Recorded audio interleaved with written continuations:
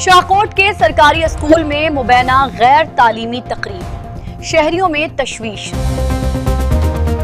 मजीद सूरत हाल और पस मंजर जानते हैं मियां वसीम इश्तियाक की तैयार करदा इस खसूसी रिपोर्ट में आज तक न्यूज के साथ। आप देख रहे हैं आज तक न्यूज, खबर सच के साथ।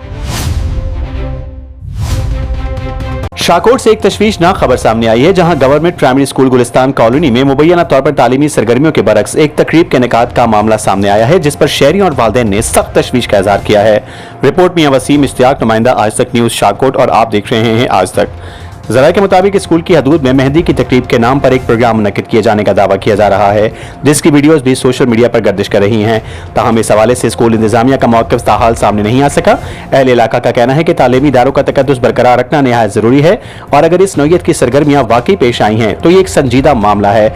शहरी और वालिदैन ने मुतल्लिका हुकाम से मुतालबा किया है कि वाक़े की शफ़ाफ़ तहकीकात करके हक़ाइक़ सामने लाए जाएँ, और अगर कोई गफलत या खिलाफ वर्जी साबित हो तो जिम्मेदारान के खिलाफ कानूनी कार्रवाई की जाए।